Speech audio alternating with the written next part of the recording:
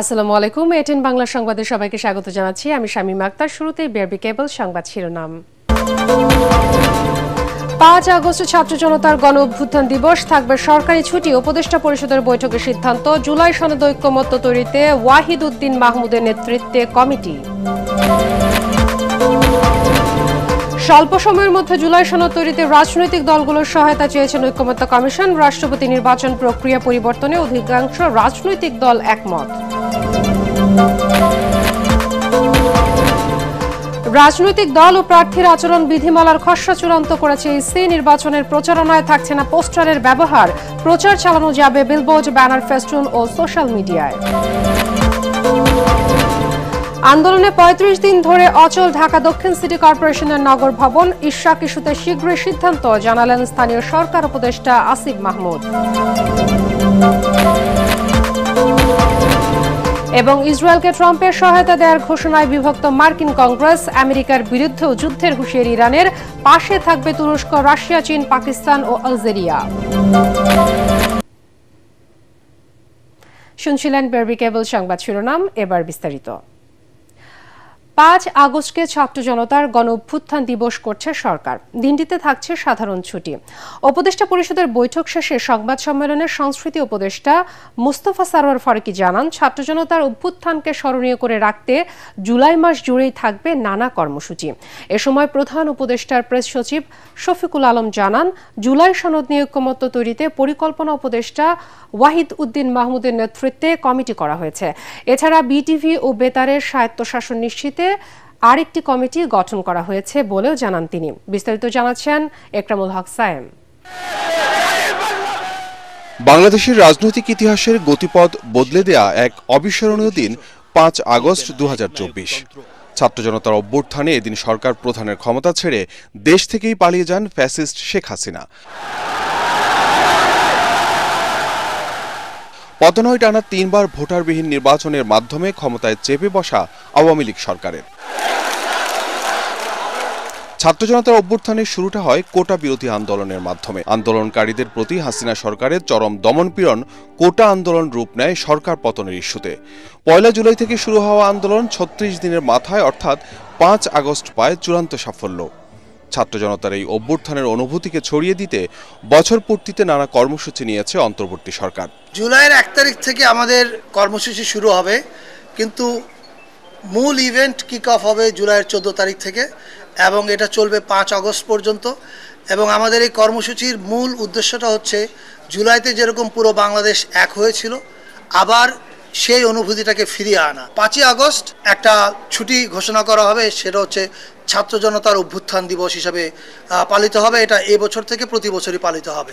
প্রধান উপদেষ্টা ডক্টর মোহাম্মদ ইউনূসের সভাপতিত্বে উপদেষ্টা পরিষদের সভায় জুলাই অভ্যুত্থানের বছর পূর্তিকে স্মরণীয় করে রাখতে নেওয়া হয় নানা সিদ্ধান্ত।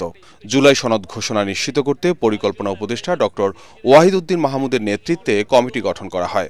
আমাদের স্টুডেন্টদের সাথে, পলিটিক্যাল পার্টিগুলোর সাথে করে ওনারা একটা জুলাই প্রোক্লেমেশনটা খুব দ্রুত যাতে এটা তৈরি করা যায়, সেই জন্য ওনারা কাজ করবেন।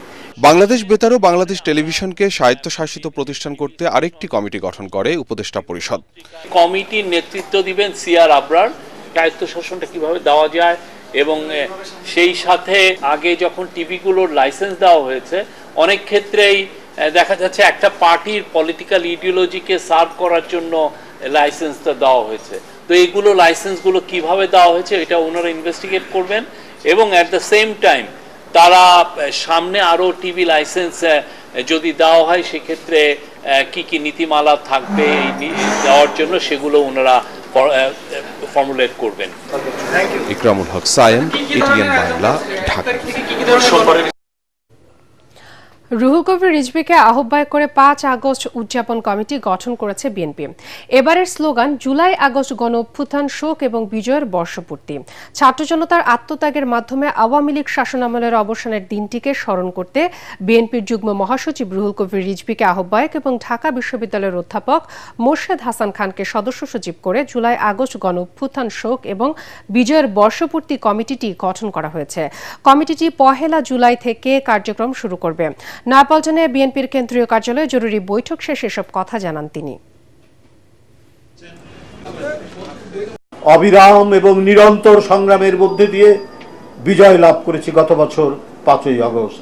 জুলাই থেকে শুরু হওয়া গণ আন্দোলন সেটি 5ই আগস্ট তার পরিসমাপ্তি ঘটে। সেই নিষ্ঠুর ফ্যাসিবাদ পতন ঘটে, সে পালিয়ে যেতে বাধ্য হয়। জুলাই আগস্টের আমাদের গৃহীত কর্মসূচিগুলো আমরা বিভিন্ন উপকমিটির মাধ্যমে আমরা সেটা 1 জুলাই থেকেই বাস্তবায়ন করা শুরু করব। সংবিধান সংশোধন কঠিন হয়ে যায় এমন পদ্ধতি চায় না বিএনপি। এনসিপি বলছে ফ্যাসিবাদ কায়দায় কোনো আইন কানুন নিয়ে আলোচনা সমীচীন মনে করে না তারা। একই ব্যক্তি দুইবারের বেশি প্রধানমন্ত্রী হলে ফ্যাসিবাদী হয়ে ওঠার সুযোগ তৈরি হয় বলে মন্তব্য জামায়াত ও এনসিপির। তবে বিএনপি বলছে বিরতি দিয়ে দুইবারের বেশি প্রধানমন্ত্রী হওয়ার সুযোগ রাখা যেতে পারে। তবে রাষ্ট্রপতি নির্বাচন প্রক্রিয়া পরিবর্তনে অধিকাংশ রাজনৈতিক দল একমত। বিভিন্ন বিষয়ে মতের ভিন্নতা থাকলেও জাতীয় ঐক্যমত্য কমিশনের সহসভাপতি আলী রিয়াজ স্বল্প সময়ের মধ্যে জুলাই সনদ তৈরিতে রাজনৈতিক দলগুলোর সহায়তা আশা করছেন। মিজান শাহজাহানের রিপোর্ট। ফরেন সার্ভিস একাডেমিতে ঐক্যমত্য কমিশনের দ্বিতীয় দফার বৈঠকের চতুর্থ দিনে অংশ নেয় বিএনপি, জামাত, এনসিপি সহ 30টি রাজনৈতিক দল। বিরতি দিয়ে আলোচনা চলে 5 ঘণ্টা। পরে সংবাদ সম্মেলনে কমিশনের সহসভাপতি অধ্যাপক ডক্টর আলী রিয়াজ বলেন, সকল রাজনৈতিক দল রাষ্ট্রপতি নির্বাচন পদ্ধতি পরিবর্তন বিষয়ে একমত হয়েছে। যে সমস্ত বিষয়গুলো অমীমাংসিত থেকে গেছে ইতিমধ্যে সেগুলোকে নিয়ে সেগুলি হবে আমাদের প্রথম প্রধান এজেন্ডা। আগামী সপ্তাহে যখন রোববার থেকে আমরা আলোচনা শুরু করব। দ্বিকক্ষ বিশিষ্ট সংসদের ব্যাপারেও ঐক্যমত্যে এসেছে অধিকাংশ দল। বিএনপির স্থায়ী কমিটির সদস্য সালাউদ্দিন আহমেদ বলেন, গোপন ভোটে নির্বাচিত হবেন রাষ্ট্রপতি। যদি কেউ 40% ভোট পায় ম্যাক্সিমাম, তখন সে পার্লামেন্টে সিট পাবে 120টা তখনকার সময়ে, তাইলে অ্যামেন্ডমেন্ট হতো না। এখন একই আইডিয়াটা যদি আপার হাউসের ক্ষেত্রে আসে, সেই ক্ষেত্রে যদি আমরা কনস্টিটিউশন অ্যামেন্ডমেন্টের জন্য 2/3 মেজরিটি রাখি, জীবনেও কনস্টিটিউশন অ্যামেন্ডমেন্ট হবে না। আর কনস্টিটিউশন তো কোনো ধর্মগ্রন্থ নয়, এটা 10-20 বছর পরে 25 বছর পরে সমাজের একটা চাহিদা থাকতে পারে, সেই ক্ষেত্রে যেতে হবে।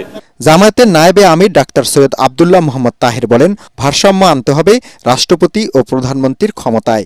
আমরা একমত হয়েছি যে কোনো প্রধানমন্ত্রী 2 মেয়াদের বেশি প্রধানমন্ত্রী হিসেবে দায়িত্ব পালন করতে পারবেন না।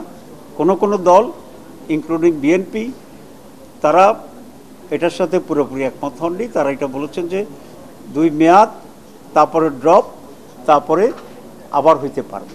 এনসিপি নেতা হাসনাত আব্দুল্লাহ বলেন, একই ব্যক্তি বারবার প্রধানমন্ত্রী হলে রাষ্ট্র এককেন্দ্রিক হয়ে যায়। একজনই বারবার প্রধানমন্ত্রী হতে থাকে তখন ইন্টার পার্টি যে ডেমোক্রেসি, এই ইন্টার পার্টি ডেমোক্রেসি কখনোই থাকে না।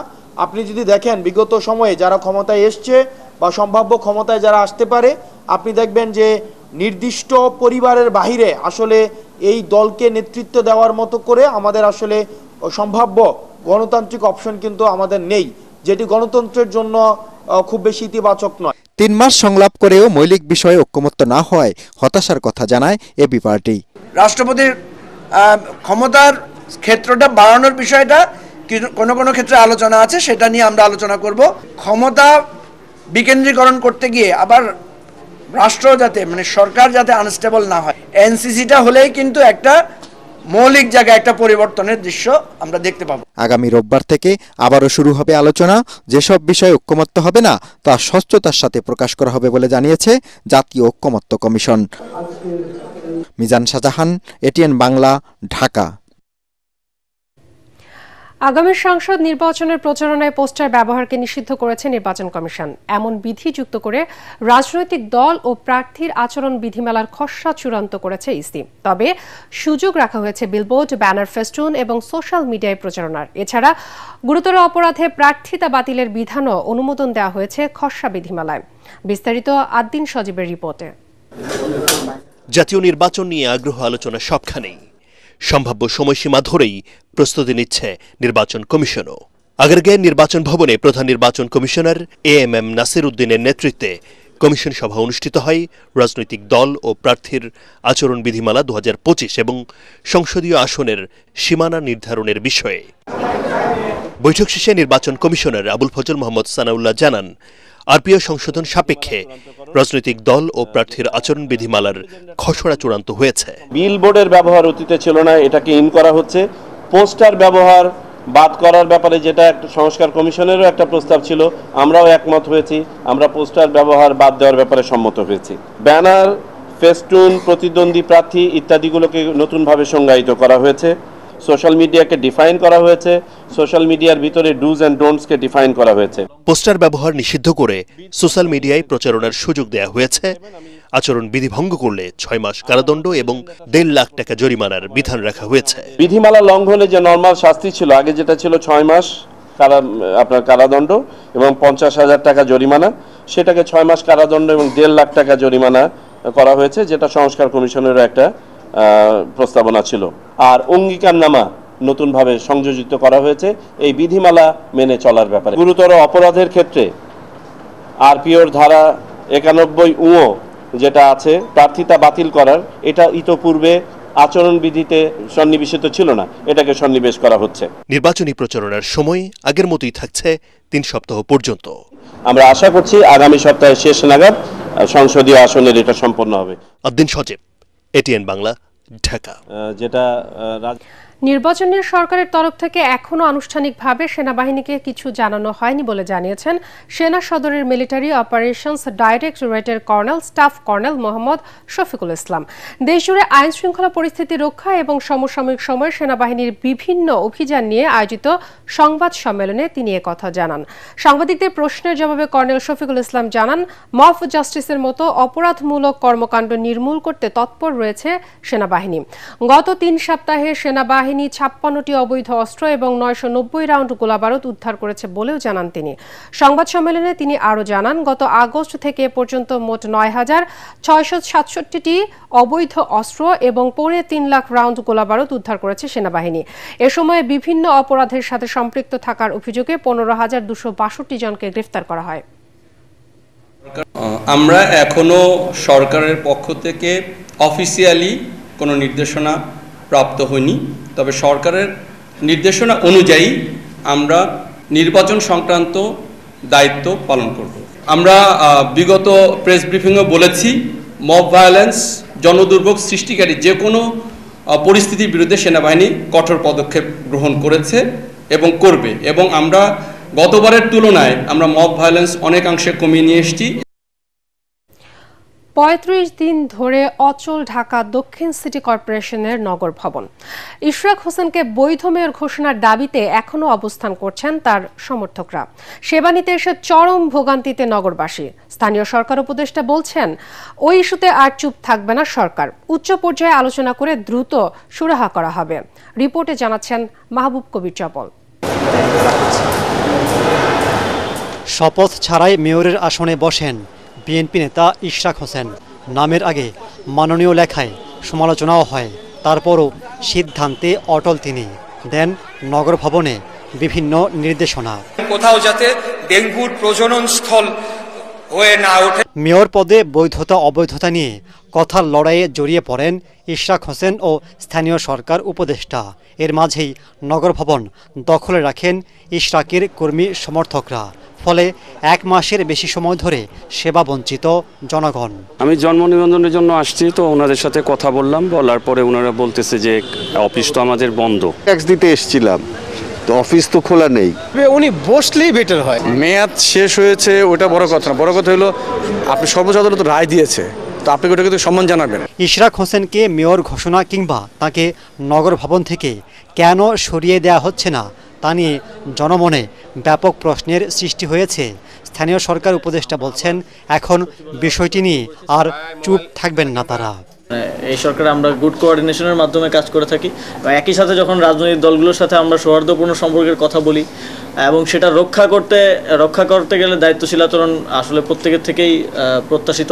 যেভাবে নাগরিক সেবা আসলে ডেডলকের দিকে যাচ্ছে, এ বিষয়ে আর আসলে চুপ থাকার মতো পরিবেশ পরিস্থিতি নেই এবং সরকারের উচ্চ পর্যায়ে এটা নিয়ে কনসার্ন আছে।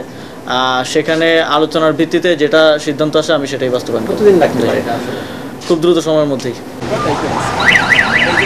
বাংলাদেশের ইতিহাসে কখনো দেখা যায়নি একজন স্বঘোষিত মেয়র নিজেই সিটি কর্পোরেশনের দায়িত্ব নিয়েছেন। যদিও এই অবস্থার জন্য সরকারকেও অনেকটা দায়ী করা হচ্ছে।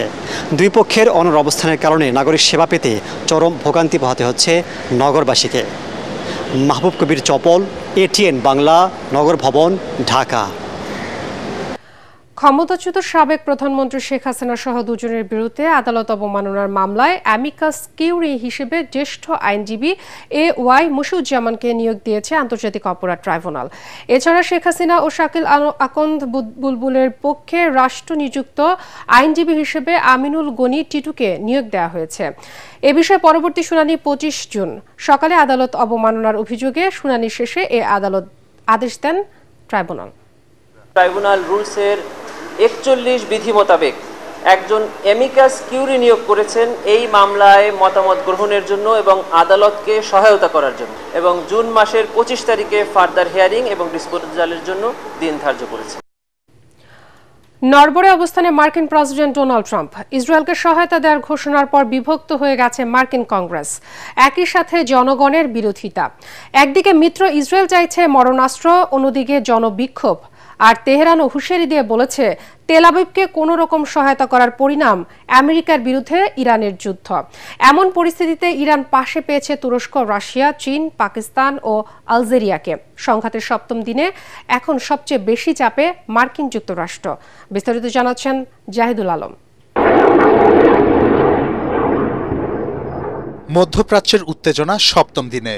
ইসরায়েলের বিমানের হামলায় কাঁপছে তেহরান, পাল্টা জবাবে ব্যালিস্টিক ক্ষেপণাস্ত্র নিক্ষেপ করছে ইরান।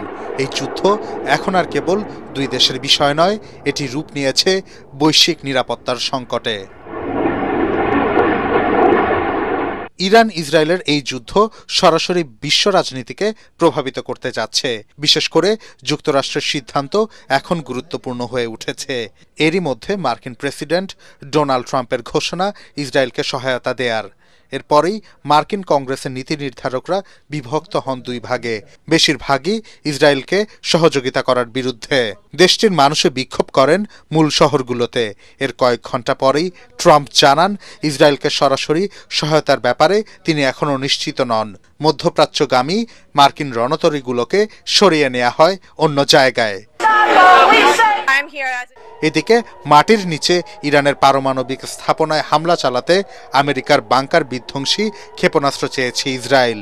এটি ইরানের সর্বোচ্চ নেতা আয়াতুল্লাহ আলী খামেনিকে হত্যার পরিকল্পনার অংশ হতে পারে বলেও মনে করা হচ্ছে। তবে এই অস্ত্র তেল আবিবকে দেয়া হবে কিনা তা নিয়ে উপদেষ্টা ও নিরাপত্তা বিশ্লেষকদের সাথে বৃহস্পতিবার রাতে রুদ্ধদ্বার বৈঠকে বসেন মার্কিন প্রেসিডেন্ট।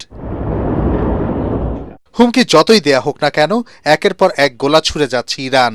তাদের ক্ষেপণাস্ত্র ও ড্রোন হামলায় বিধ্বস্ত নগরীতে পরিণত হয়েছে ইসরায়েলের শহরগুলো। বাংকারগুলোতে দেখা দিয়েছে আশ্রয় প্রার্থীদের ঢল। পরে এক বিবৃতিতে তেহরান হুঁশিয়ারি দিয়ে বলেন, যুক্তরাষ্ট্র যদি সরাসরি যুদ্ধে জড়ায় তবে তা হবে অপূরণীয় ক্ষতির সূচনা। দেশটির সর্বোচ্চ নেতা আয়াতুল্লাহ আলী খামেনি ইসরায়েলিদের উদ্দেশ্য করে বলেন, যদি মৃত্যু না চাও তবে ইসরায়েল ছেড়ে পালাও। আর ইরানিদের উদ্দেশ্য বলেন, তাদের এই যুদ্ধ ইসলামের জন্য। ইসরায়েলের পাশে আমেরিকার সমর্থন থাকলেও ইউরোপের বেশিরভাগ দেশ এর নিন্দা জানিয়েছেন। যুদ্ধক্ষেত্রে ইরান কিন্তু একাও নয়, পাশে পেয়েছে তুরস্ক, রাশিয়া, চীন, পাকিস্তান ও আলজেরিয়াকে। রুশ মুখপাত্র দিমিত্রি পেসকভ হুঁশিয়ারি দিয়ে বলেন, যুক্তরাষ্ট্র যদি ইরানে হস্তক্ষেপ করে তাহলে তা হবে ভয়াবহ উত্তেজনার শুরু। উত্তর কোরিয়াও তাদের ব্যালিস্টিক ও হাইপারসনিক ক্ষেপণাস্ত্রের মহড়া শুরু করে বৃহস্পতিবার থেকে। তবে এখনও নীরব পার্শ্ববর্তী ইসলামী দেশগুলো। বিশ্ববাসী অপেক্ষায় কবে এই সংঘাত থামবে। যদি না থামে তাহলে সংঘাতে জড়াবে বড় পরাশক্তিগুলো, যা দুনিয়া জুড়ে ডেকে নিয়ে আসতে পারে ভয়াবহ বিপর্যয়। জাহিদুল আলম, এটিএন বাংলা। অনুষ্ঠিত হয়ে গেল মাসিক সঙ্গীত আয়োজন ঐতিহ্যের সুর, যেখানে উপমহাদেশীয় শাস্ত্রীয় এবং লোকসঙ্গীতের এক চমৎকার সন্ধ্যায় মেতে উঠেছিল দর্শকরা। রাজধানী ঢাকার অডিটোরিয়াম নোভেল ব্যাগে আয়োজিত এ অনুষ্ঠানে অতিথি শিল্পী ছিলেন সমরজিৎ রায় ও আফসানা রুনা। বিশেষ অতিথি ছিলেন রিচ পার্কের চেয়ারম্যান ইঞ্জিনিয়ার বদরুল হাসান খান এবং এটিএন বাংলার উপদেষ্টা তাশিক আহমেদ। অনুষ্ঠানের পৃষ্ঠপোষকতায় ছিল রিচ পার্ক এবং মিডিয়া পার্টনার এটিএন বাংলা। আয়োজন এবং অতিথিরা বলেন, এ ধরনের উদ্যোগ শুধু বিনোদন নয়, এটি সংস্কৃতি সংরক্ষণ এবং প্রজন্মে প্রজন্মে সুরের সেতু বন্ধনের প্রয়াস। সুরের ঐতিহ্য বাঁচিয়ে রাখতে রাখতে এমন আয়োজন বারবার হোক, এমন প্রত্যাশায় শেষ হয় ঐতিহ্যের সুরের মনোমুগ্ধকর সন্ধ্যা। এবার আন্তর্জাতিক সংবাদ।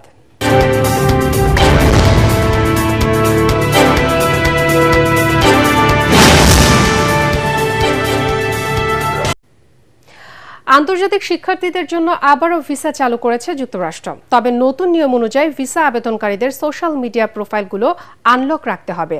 আবেদনকারীর মনোভাব ও রাজনৈতিক অবস্থান সম্পর্কে স্পষ্ট ধারণা নিতেই মূলত এ পদক্ষেপ।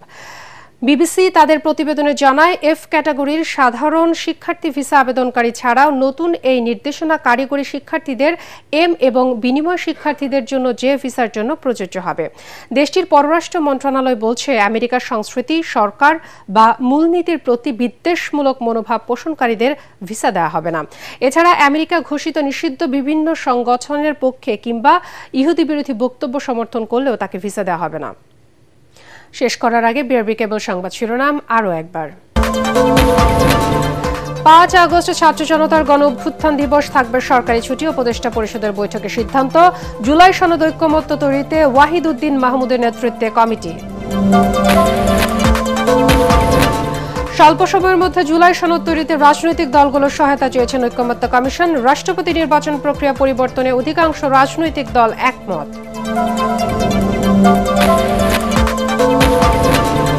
রাজনৈতিক দল ও প্রার্থীর আচরণ বিধিমালার খসড়া চূড়ান্ত করেছে ইসি। নির্বাচনের প্রচারণায় থাকছে না পোস্টারের ব্যবহার।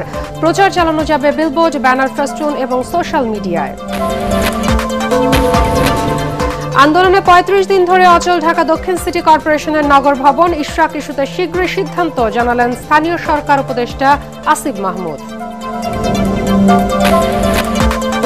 এবং ইসরায়েলকে ট্রাম্পের সহায়তা দেওয়ার ঘোষণায় বিভক্ত মার্কিন কংগ্রেস। আমেরিকার বিরুদ্ধেও যুদ্ধের হুঁশিয়ারি ইরানের। পাশে থাকবে তুরস্ক, রাশিয়া, চীন, পাকিস্তান ও আলজেরিয়া। পরবর্তী সংবাদ দেখার আমন্ত্রণ জানিয়ে এখনকার মতো শেষ করছি। এটিএন বাংলা সংবাদ ইউটিউবে দেখতে ব্রাউজ করুন youtube/ATN বাংলা নিউজ। এতক্ষণ সাথে থাকার জন্য ধন্যবাদ সবাইকে।